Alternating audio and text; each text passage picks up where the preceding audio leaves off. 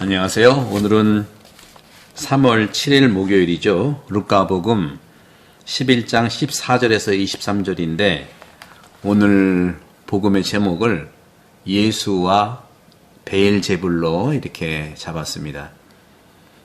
예수와 베엘제불. 오늘 첫 규절에 예수께서 벙어리 마귀를 쫓아내셨는데 마귀가 나가자 말을 못하는 이가 말을 하게 되었다 하는 말씀을 시작으로 오늘 복음 말씀을 한번 나눠보죠.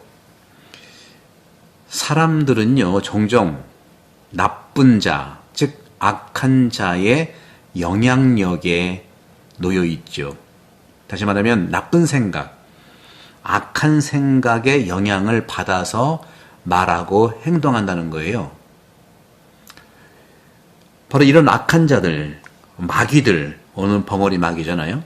이 마귀들은요, 평화로울 때는요, 결코 말을 하지 안 한답니다. 그런데 이런 그 악의, 나쁜 의도, 이런 것들은 또한 반대의 행동으로 이어지기도 하는 것이죠. 그러니까 악의는요, 항상 그런 반대 행동을 동반한다는 거죠. 그런 점에서 우리는 오늘 복음에서 이 악이라고 하는 것은 반대 행동 또는 말하지 않는 것, 무언, 그리고 묵비권 뭐 이런 거죠. 이런 것으로 인도가 되는데 때로는요, 이 악한 행동만으로는요, 그 자체가 충분히 악할 수 있다는 거죠. 얼마나 우리는 나쁜 짓과 나쁜 말로 많은 사람들에게 영향을 줍니까? 하지만 또 이런 사이에서 몸짓이라든가 언어, 말이라든가 또 그런 관계에서 미안하다고 사과하는 행위 또는 인사 한번 하는 거 그리고 논쟁을 벌이는 사람들 이런 것들 사이에서 또 평화로운 것이 또 회복될 수도 있는 거예요. 그런 점에서 그런 평화를 원하지 않는 사람들은 그렇죠? 아무 말을 하지 않아요. 벙어리가 되는 거예요. 마음속의 증오라고 할 수 있죠. 여러 가지 논쟁을 벌이는 사이에서 평화도 올 수 있지만 그런 평화를 원하지 않는 사람들은요. 묵비권을 행사하고 말 그대로 벙어리가 되어버리는 거예요.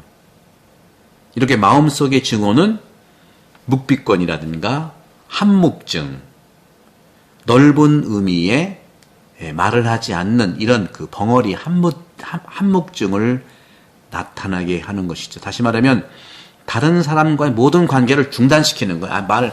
벙어리 마귀는 다른 것이 아니라 악마가 벙어리를 하도록 단절하도록 사람은 말을 하도록 되어 있는 거잖아요. 기본적으로 말하지 않는 거예요. 단절시키는 거예요. 중단하는 거죠. 갈라치기죠. 이것이 바로 가짜뉴스의 벙어리 마귀의 악한 행위라는 것이죠. 체코의 프라하의 청각장애인 연구소에서 시를 쓰는 청년이 있었어요. 그 시집이 출간됐는데 시집 제목이 뭐냐면 영원한 침묵의 노래였습니다. 이런 시들에는요, 항상 같은 주제들, 즉 외로움이라든가 버림, 관계, 그리고 애정 이런 것들의 필요성, 다시 말해 외롭지만 또 바라기도 하고요. 또 버림받은 것도 있고요. 외로움은 버림받은 거잖아요. 그리고 관계와 애정의 필요성들도 반대로 이렇게 항상 얘기가 되는 것이죠. 벙어리 사람들은요, 귀머거리기 때문에 일반적으로 말을 하지 않는 것이죠. 그들은 자신의 목소리를 들을 수 없고 그것을 재현할 수 없으며 다른 사람들과 의사소통도 할 수가 없어요. 우리가 지난 2월 25일 날 전례 분과위원 특히 독서자, 해설자 교육을 했잖아요. 대부분은 자기 목소리를 잘 기억을 못해요. 그러니까 조화로운 소리가 안 나온다 하는 것은 자기 목소리를 모르기 때문에 그러는 거죠. 나를 모르는 거예요. 자신의 목소리를 들려도 듣지 못하는 거예요. 자기 목소리를 아는 사람은요, 자기 자신을 아는 사람입니다. 그래서 악한 자로부터 오는, 다시 말하면 악한 자에게서 나오는 영적인 무언증도 거기에서도 비슷한 일이 일어나죠. 그것은 듣지 않고 다른 사람들과 그들의 필요를 무시하는 결정에서 시작한다는 거죠. 무시하는 거예요. 결국 누구에게도 할 말이 없는 거예요. 할 말도 남지도 않고요. 그런데 오직 사랑만이 이 슬픈 침묵을 치유할 수가 있다는 말씀을 오늘 주님께서는 하고 계십니다. 오늘 주님께서는 그렇게 말씀하세요. 그러자 군중이 놀라워했죠. 그들 가운데 몇 사람이 예수님한테 저자는 마귀 우두머리 베엘제불의 힘을 빌려 마귀들을 쫓아낸다 하고 얘기를 한 거죠. 구약 성경에서는요, 그런 일들이 자주 일어납니다. 이스라엘이 위험에 처해 있을 때죠. 즉 외국 침략군들 둘러싸여 있을 때, 그럴 때 왕은요 항상 외국 나라와 동맹을 맺죠. 우리 고려 거란 요새 전쟁도 그렇고 요즘에 우리가 이제 외교라고 하는 우리나라 같은 경우도 대륙 세력과 해양 세력의 충돌 지점이 우리잖아요. 그러니까 우리나라는요 대륙 세력이면서 동시에 해양의 세력으로서 두 개를 다 가지고 있어야 돼요. 우리는 어떨 때는 대륙과 붙어야 되고 어떨 때는 해양과 붙어야 되는 거거든요. 하나만 고집해서는 안 되는 거예요. 이건 기본이에요. 얼마나 훌륭하면 우리나라 태극기 자체가 빨갛고 파랗고가 같이 있겠습니까? 하나만 고집할 때 우리는 망해요.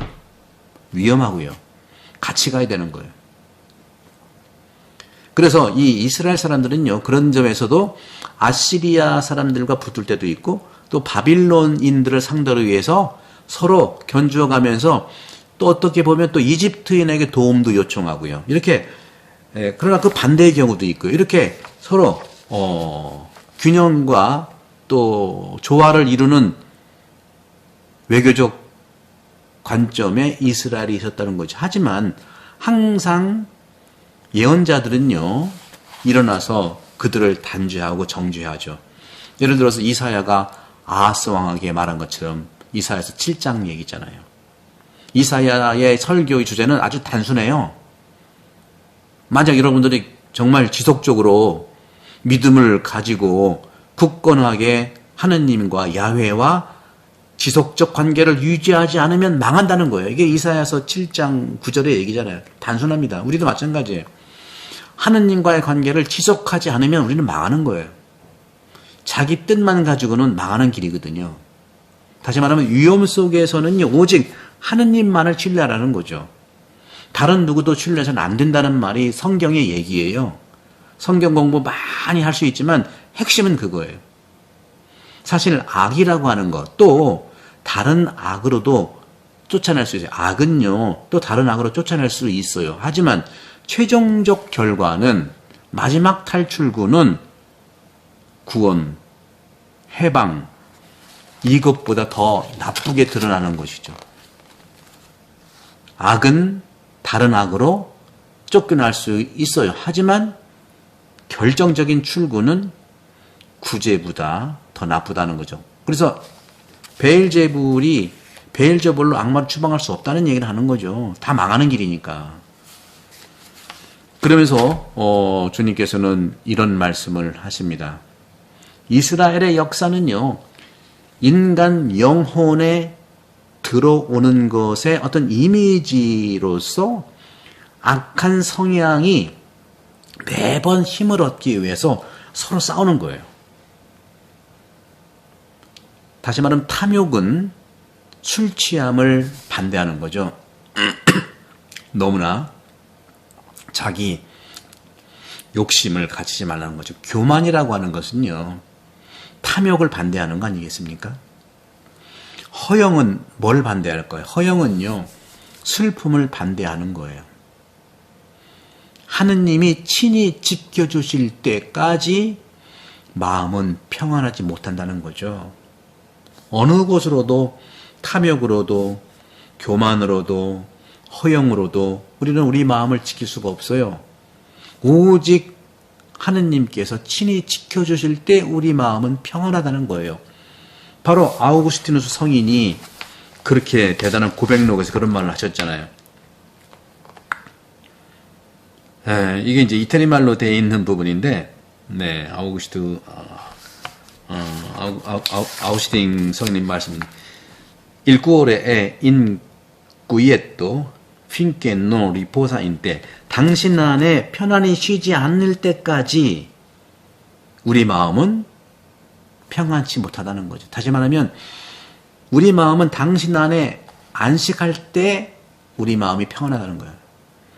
그러니까 당신 안에서 쉬지 못할 때 우리의 마음은 늘 불안하다는 말을 하는 거죠.